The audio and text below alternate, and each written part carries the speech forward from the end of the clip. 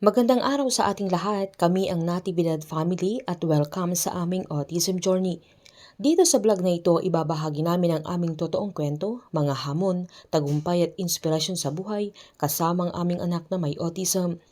Naniniwala kami sa gitna ng lahat, may layunin ng Diyos at gusto naming makita niyo yun kasama kami. Kaya tara, samahan niyo kami sa kwento ng pag-ibig, pananampalataya at pag-asa. Habang ginagawa ko ang mga gawaing bahay bago pumasok ang aming bunso sa araw na ito, ay gusto kong ibahagi sa inyo ang pagkakaiba ng ADHD at ESD. Lagi nating tandaan na magkaiba ang ADHD, Attention Deficit Hyperactivity Disorder, at ASD, Autism Spectrum Disorder. Pero minsan ay may pagkakapareha sa ilang simptomas, kaya't nalilito po tayo minsan. Kaya gusto kong ibahagi sa inyo ang malinaw na pagkakaiba. Una, uri ng kondisyon. Ang ADHD, ito ay isang neurodevelopmental disorder na pangunahing may kinalaman sa pansin o atensyon, impulses at sobrang pagkilos. Ang ASD ay isang neurodevelopmental disorder din, pero nakasentro sa komunikasyon, pakikisalamuha sa tao o social interaction, at repetitive o restricted behaviors. Pangunahing simptomas, yung pansin o focus nila, ang ADHD ay madaling mawala ang atensyon, hirap mag-concentrate, madali po silang madistract.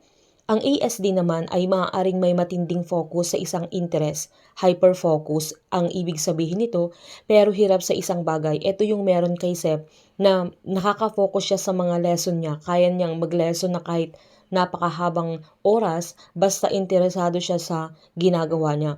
Sunod ang kanilang pagkilos o galaw, ang kanilang pagkakaiba. Sa ADHD, madalas sobrang aktibo sila, di mapakali, mabilis kumilos o magsalita. Samantalang sa ASD, hindi laging hyperactive, minsan tahimik pero may repetitive movements gaya ng flopping o rocking. Ito yung meron kay Sep. Lagi siyang nagpa-flopping hands noon, lagi din siyang tumatakbo, laging umiikot, at meron yung routine niya kapag gabi noon na lagi siyang nagpapasakay ng sasakyan. So gabi-gabi yun, hindi nawawala sa routine niya. Kaya kung mapapansin natin ang mga batang autistic, meron at meron silang parte ng kanilang routine araw-araw na hindi yun nawawala. Yun ang lagi nilang ginagawa araw-araw, hindi sila magsasawang gawin yun. Sa kanilang pakikisalamuha naman, ang ADHD ay nais makipaglaro pero minsan nagkakaroon ng problema sa pagsunod sa rules o cues. Pinipilit nila kung ano yung gusto nila. Sa ASD ay maaring hindi interesado o hirap intindihin ang social cues, eye contact at body language. Kaya mas mahirap makisalamuha yung mga autistic na bata gaya ni Sep, hindi niya kailangan ng kalaro para yun yung pag meron si kuya niya, sapat na si kuya niya na kalaro niya, hindi siya nakikipaglaro sa ibang bata. Sa komunikasyon naman, ang mga ADHD ay normal ang wika pero minsan sabat ng sabat o hindi iniisip yung timing ng kanilang pagsasalita.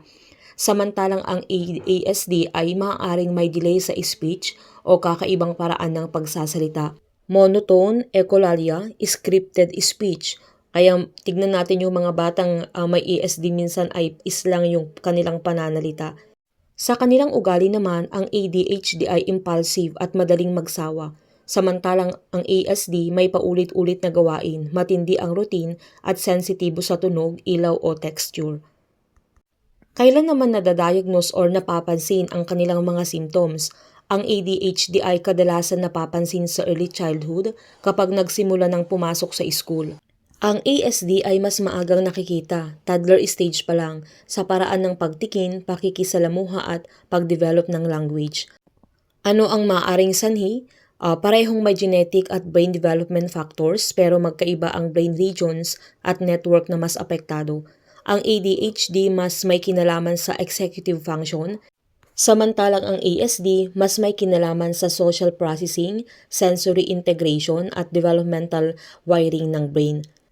Maaari ding may batang may ASD at ADHD ng sabay, kaya minsan ay mahirap talagang i-diagnose. Pero magkaiba ang core difficulties.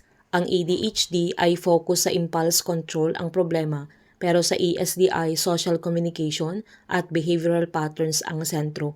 Pag nasa playground naman sila, ang ADHD ay takbo ng takbo sa iba't ibang laro, lipat ng lipat, hindi makapag-antay ng turn.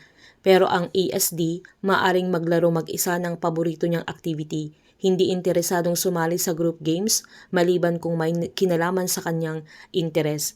Kaya kung titignan natin ay may mga parang pare-parehas na symptoms ang ADHD sa ESD pero may pagkakaiba sila.